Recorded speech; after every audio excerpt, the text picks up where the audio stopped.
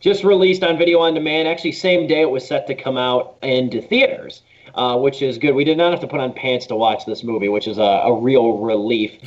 This film, it's worth noting, this film was directed by Tony Cervone, who's a veteran of Warner Brothers Animation Studios. He's directed a good handful of Scooby-Doo direct-to-DVD videos, direct-to-streaming movies and stuff like that.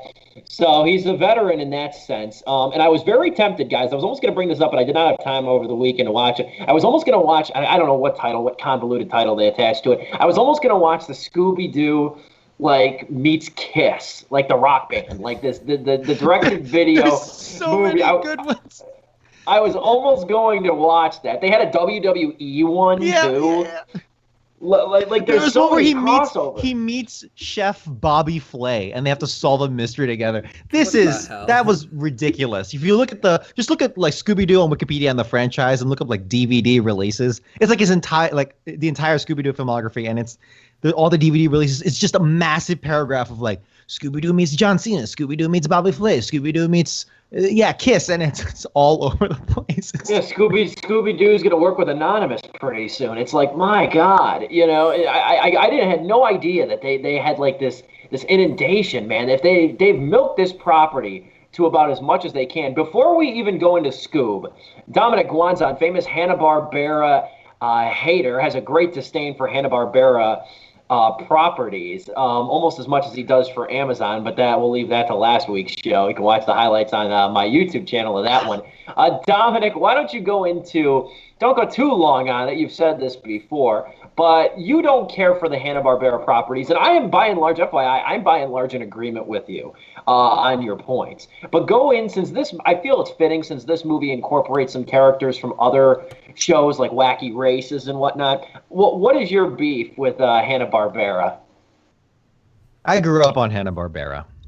I have watched hundreds of hours of Hanna-Barbera as a child. Back before the Boomerang channel came out and during. That's why I feel more than qualified to say that after Tom and Jerry, an overwhelming majority of Hanna-Barbera is absolute garbage, with a menagerie of characters that at the time banked on one-liners and funny accents. And these days, pure nostalgia. The Flintstones was primetime television on the big three networks back in the 60s. Think about that. It was a legit sitcom, like I Love Lucy sitcom, primetime television. Look at those shows again. If you want to know why after Tom and Jerry, how did they go from Tom and Jerry to the Flintstones and the absolute bad animation, or like really cheap animation, the cliche of recycling the background sets over and over again when they're walking to the side, and all the cliches with bad animation. It comes from because they were trying to pump out this show, the Flintstones, for primetime television, during whole seasons, as opposed to like legitimate great works of art with Tom and Jerry and some of the greatest cartoons of all time. And then they just tried to copy and paste that. Not a great formula to begin with, but like the Smurfs, the Snorks, which is a knockoff of the Smurfs, Wacky Races.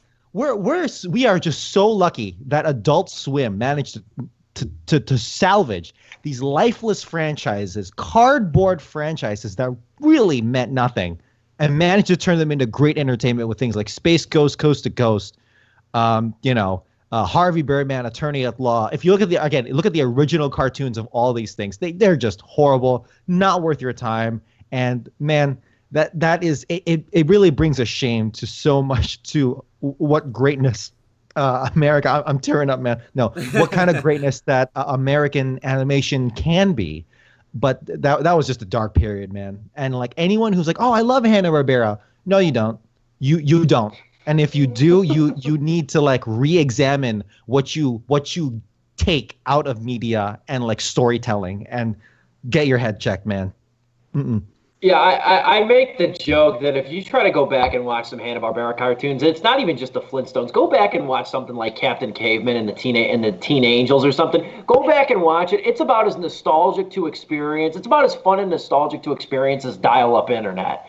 I mean, It really is. These are shows that are predicated upon nostalgia and the fact that you watched them growing up as a kid and stuff like that. You know, they're not predicated on really quality animated humor, especially with the way the medium's been challenged recently. But I will say is that Scoob is a movie I think we all had a little bit of shred, if nothing else, of optimism for. This was Scooby-Doo's return to the big screen, which then turned into a small screen due to a global pandemic. But it was his return to big screen. It was the last time we saw a Scooby-Doo movie was in 2004. Shout out my boy Roger Gosnell, always going to give you some love on this show. We haven't had a Scooby-Doo movie in theaters in so long, and I really was hoping that this would be a nice revival and maybe a good franchise starter. The lie detector determined that was a lie. This was not a good film through and through.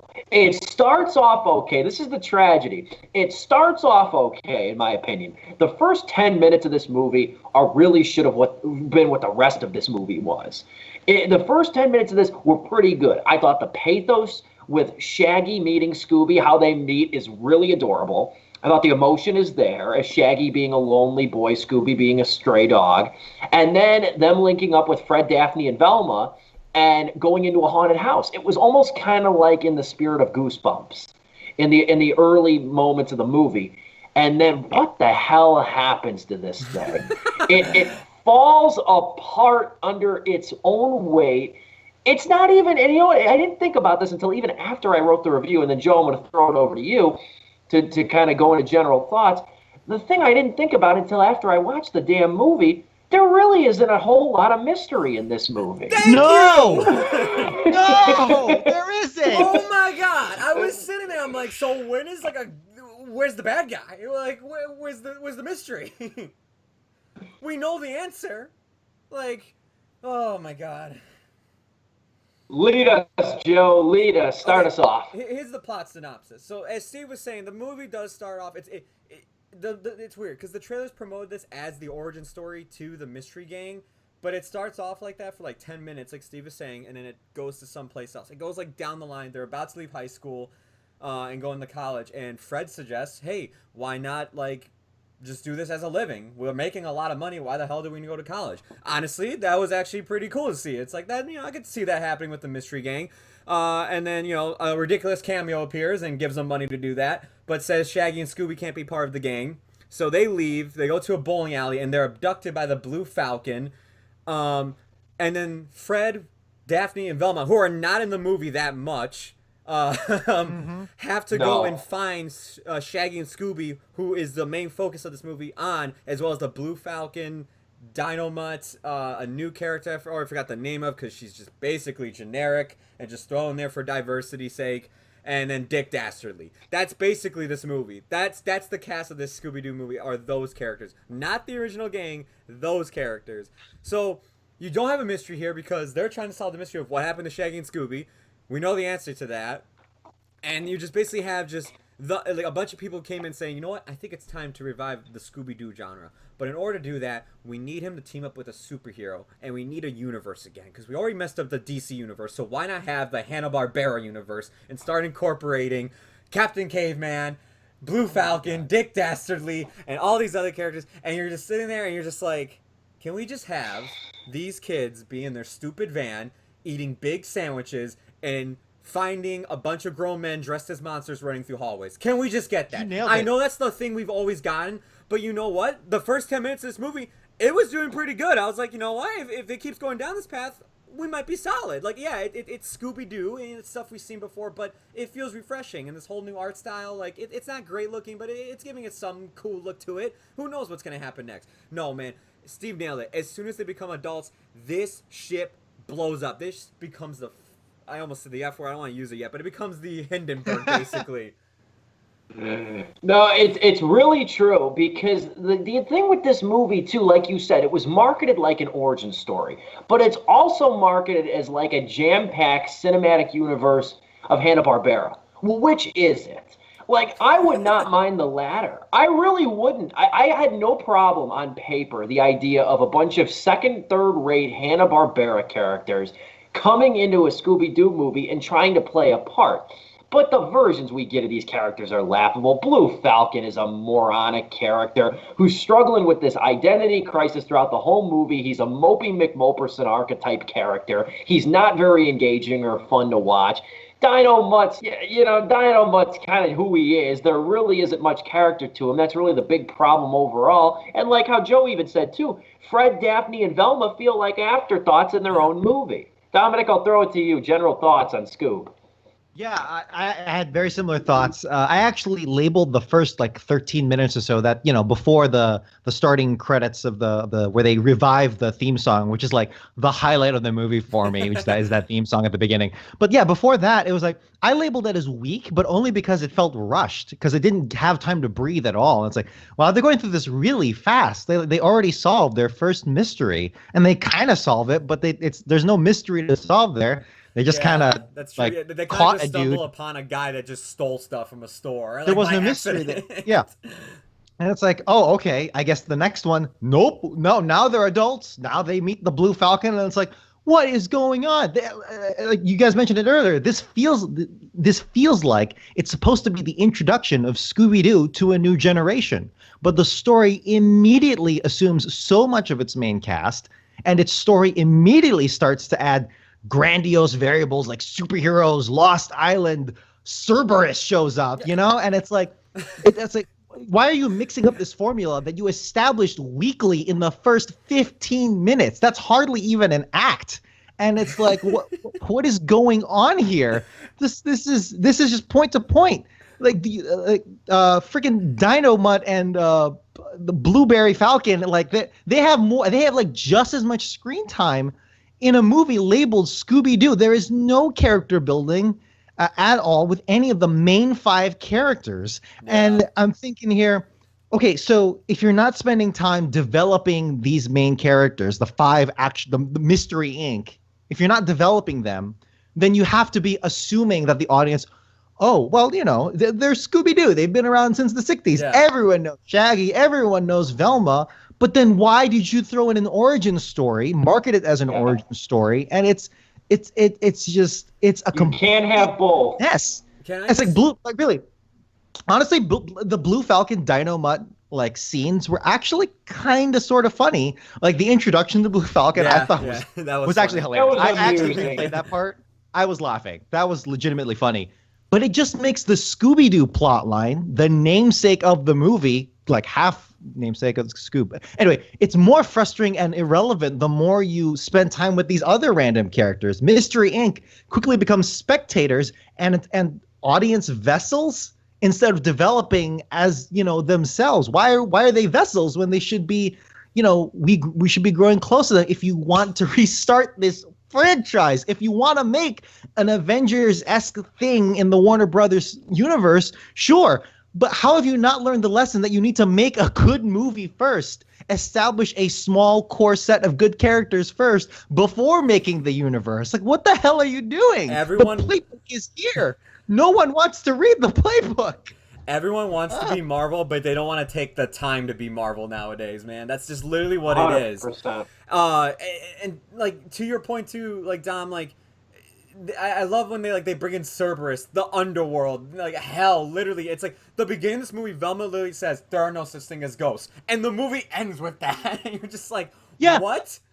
I don't think once in the original like 60s, 70s, 80s run of Scooby-Doo, I don't think there was ever a single instance of actual supernatural things. The whole point of the show for those like first 30-ish years, I don't know, but like it was that, hey, it's all just smoke and mirrors. It's a dude trying to get insurance money out of whatever. It wasn't between the lines. Yeah, exactly. Between the lines. Yep. Yeah, because there's a mystery there. There's something to be solved. Yeah. But then like I think it wasn't until I had to look this up. It wasn't until 1998's Scooby-Doo on Zombie Island that they actually started introducing legitimate supernatural things, which at the time was actually really cool because, you've shaken up a formula that's been established for 30 years. And that was the twist of it too, because the whole time they were saying, no, it's obviously a guy in a mask, and then they find out, oh my god, no, this is actually a real curse. What? These are zombies. Yeah. Right, really eaten here. Wow, that was really exciting. Really cool. Can I just say too, this movie has 20 different subplots going on that basically get no development whatsoever. They just they literally kind of just like whenever it cuts back to that subplot, it's like they barely made any progress there. You have the mystery gang without Shaggy and Scooby trying to find Shaggy and Scooby. You have Shaggy and Scooby's friendship kind of like teetering, I guess, halfway through the film because that had to happen apparently. Blue Falcon, as Steve was saying, is dealing with identity crisis. Dick Dastardly's trying to get to the underworld because he has something missing there. He's trying to find it. It's just like, oh my god, just because you're a character in this movie doesn't mean you have to have a plot. Like, everybody can just like be on the same page as something. Or, you know, as we were saying throughout this entire review, we could just have an original, we could just go back to what Scooby-Doo is actually just like we just do that, guys. It's not that hard. And I'm going to jump into that, too, because you know what? That's really the whole point of this, too, is that I didn't realize that they could take a premise and a formula as simple as Scooby-Doo and convolute it up so much that, like, it becomes a mess of plot. That's the thing that I think is really the crying shame about this whole movie. There's so much going on. It's a half-baked origin story that then turns into this conjoined universe of Hanna-Barbera rejects, and you do not get any development of them whatsoever. And the whole the cast of Scooby-Doo, it feels sidelined because, again, and this was another one of my complaints about some of the show episodes too, it focuses so intently on Shaggy and Scooby that the other three feel like afterthoughts. And that's exactly what happens here. Yeah. We've gotten so much, especially even in the live action movies, which, Jesus Christ, they look Oscar-worthy after seeing this thing. But, like, you see those movies, too, and how they had the gang working together. You know, at least the first one. They had the gang working together and working in unison. The other thing I'm just going to throw out here, and then whoever wants to take it can take it. The other thing that I'll say is the other real shame about this movie, too, is that one of the great things, and even Monsters Unleashed, which I was not a fan of, even that movie had some of this, is that they tried to at least incorporate some of the spooky elements of Scooby-Doo into those live-action movies. I think they did a great job with the opening scene. I always go back to the opening scene in the Scooby-Doo film from 2002 in that toy warehouse. I always go back to that because that was really effectively kind of creepy. I remember being a young kid seeing that. There's no, like, horror elements in this movie. It should play similar to a Goosebumps movie. Yeah. In theory, at least in my opinion. Hell, the actual Goosebumps live-action movie, the first one with Jack Black and the kid from 13 Reasons Why, like, that movie actually had, like, some creepy moments for, like, little kids. I remember I watched it with a cousin, and, like, he actually was freaked out by, like, seeing the werewolf and some of these other creatures from the Goosebumps books come to life. And, you know what, that's still, that is a fun movie, true. But, yeah, you go back and you look at the James Gunn 2000, did you say 2002 movie? Yeah. Yeah, like, you go back and you look at that, and that is way more faithful. Is it a good movie? No, not really, but, like, it's more faithful to that property, and it tries to do something with it, at least. This just feels half-assed in every, like, department. Because the animation, like, originally I thought, well, you know, it looks all right, but, like, everybody looks too smooth. The way they walk is weird. It doesn't look right when people are moving really fast. It's just, It's I tried to re-examine it, but it lacks detail. It lacks detail. Yeah, actually, that's the perfect way to say it.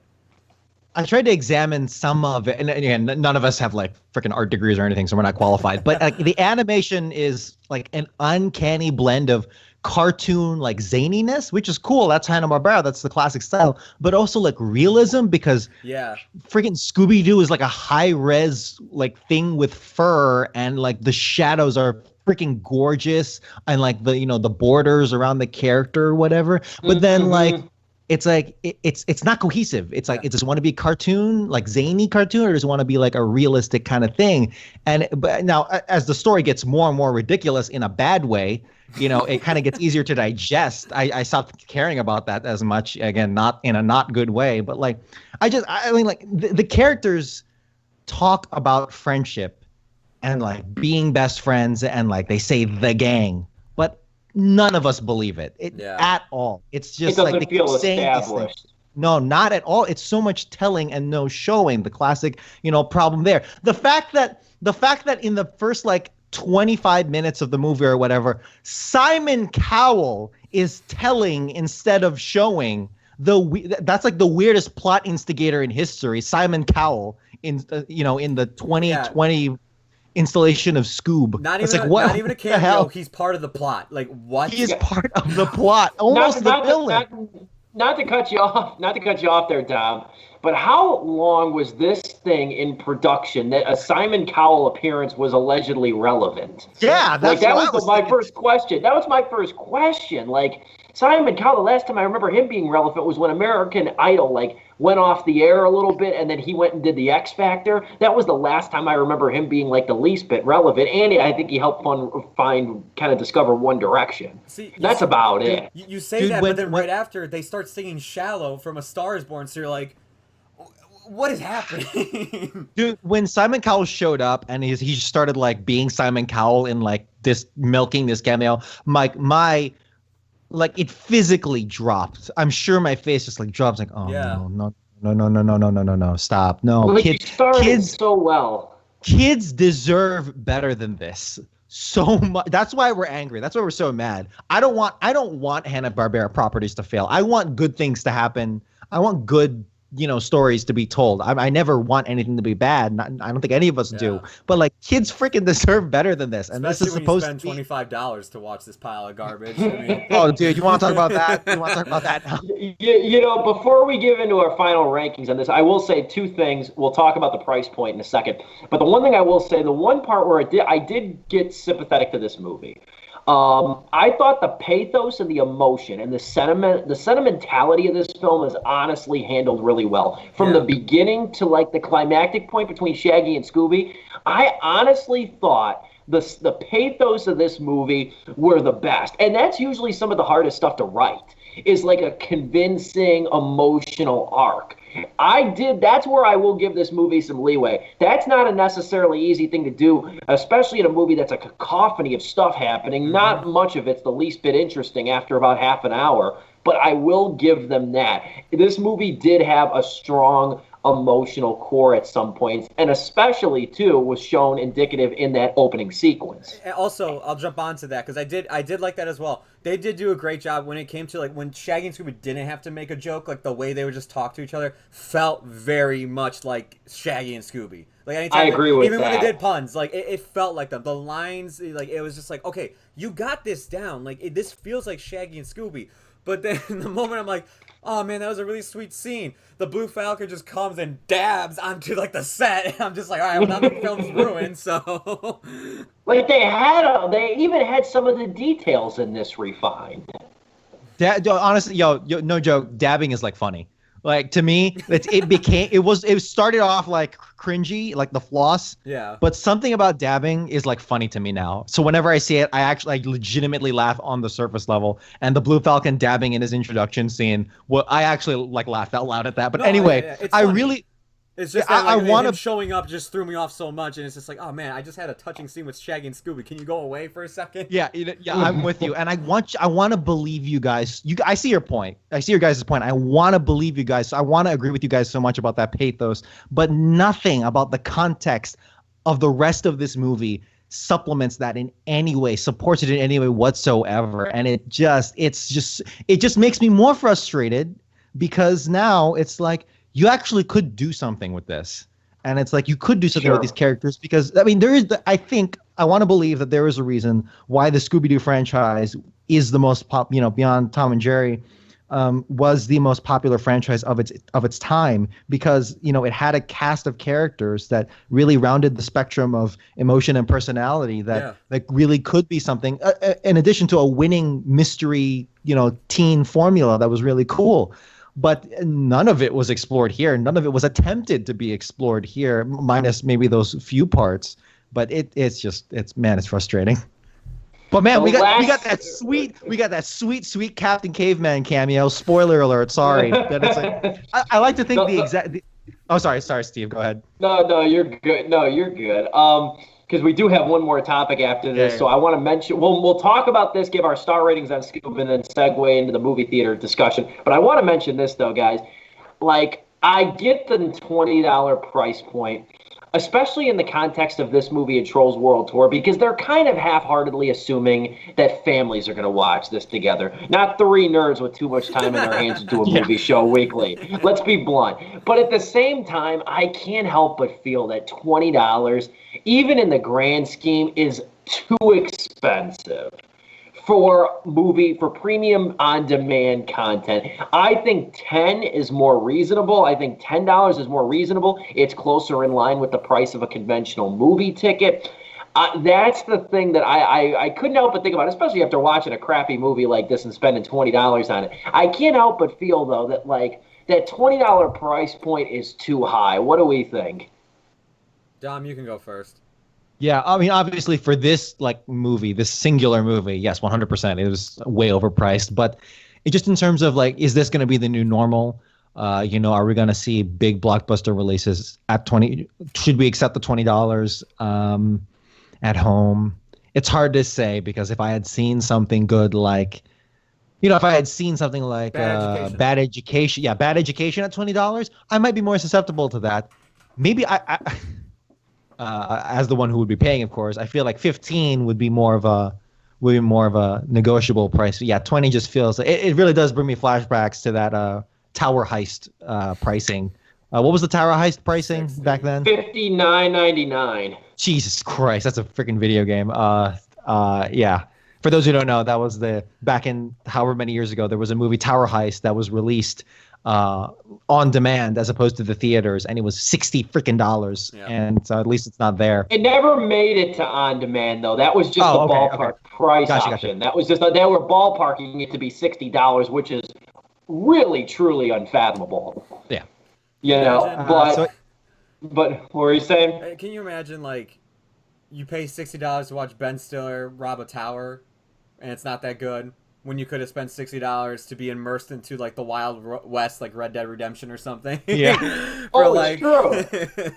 I wanted to bring that up though about the price point though, because it's I don't know. I get what they're doing, because let's think, if you're married and you have 2 kids, 4 people to watch a movie for $20, a brand new movie, is honestly a bargain, because you would not pay anywhere close to that if you went to the theater. You'd pay substantially more. But for a single viewing, I mean, especially in the age when there's so much, I don't want to say free content, but when there's Netflix, Disney Plus, and subscription-based content that offers you a world of options, paying $20 for a singular thing that you, at the end of the day, don't even own. It's not like you have it forever, that movie. Okay, so it was $20 to rent and then $25 to own. I was like, who knows? I love Scooby-Doo. Maybe I'll like this one. So I forked over the extra $5 to own it. And I'm just like, all right, well, now I own Scoob for the rest of my life. Just something I have to bear with me. Since The Last Dance just concluded, that's like the meme of him crying at Kobe Bryant's memorial, and it's like, bitch got me again. Cool. Let's give our final star ratings of Scoob, though. At the end of the day, just quick general thoughts from me.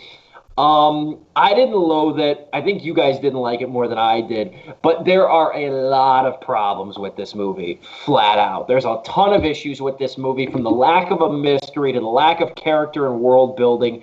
I admire the pathos and I admire the opening sequence. I think there is a good movie in this thing, wrestling to get out, but it's mired by so much mediocrity and bad storytelling at the end of the day. I give it a generous, in hindsight, I might have to go back and modify my rating. I give it a generous 2 out of 4 stars. Dominic, you. Yeah, this movie's a freaking mess, and it mistakes epic for bloated and paper thin, which is already the Hanna-Barbera staple. So I don't know how you could go lower, but you got there. And it's just really disappointing. The youth of the world deserve better than this as their flagship, video on demand quarantine family movie. This was supposed to be it, but now I guess it's back to Trolls World Tour. Yep. I give it 13 variations of the Captain Caveman model out of 24, out of a stadium full. And because Tracy Morgan was selected for Captain Caveman out of that single line, the famous Captain Caveman yell. That was the only reason why it was chosen. No, seriously, 1 star. I wrote down 1.5, but the more I talk about this, it's no, this is super disappointing. 1 star out of 4, man. Very cool. Joe, your final thoughts on Scoob? I want my money back. You guys can keep this movie. I just want it back. I want to spend $25 on The Invisible Man. I want to spend it on something else that's on demand that I can watch. I just want my money back. You can keep. I'll keep the wasted time that it took to watch this movie too, because my internet was being terrible, and like I had to rewatch the first like 5-7 minutes of this movie like 3 times in a row. But yeah, man, this is just so disappointing because like I was looking forward to this. This was a movie, like, when people ask me what are some movies you're looking forward to in 2020, I'm like, you know what? I'm really excited that Scooby-Doo's coming back to the big screen. I grew up watching Mystery Incorporated, Pup Named Scooby-Doo, and Zombie Island's, like, one of my favorite original Cartoon Network films. Like, growing up as a kid, I would look forward to that every Halloween. I was like, finally, we're getting Scooby-Doo to come back for the summer blockbuster season. I hope it's good. The more and more I kept seeing trailers and everything and hearing what they wanted to do with it, I was like, an origin story, but then you're also incorporating Hanna-Barbera characters because you're probably going to try to do some stupid universe with it. And then I was like, I hope it's still good. After seeing the final product, it's not. It's not worth the time. It's not worth the money. Honestly, if you need to keep your kids distracted, I would look for anything else but this. Because, like, if you're going to sit there and watch it with them, find something that's at least entertaining for yourself. Your kids might be entertained by it because, you know, it's Scooby-Doo, a lot of bright colors are happening. There's these cute little robots that chase them.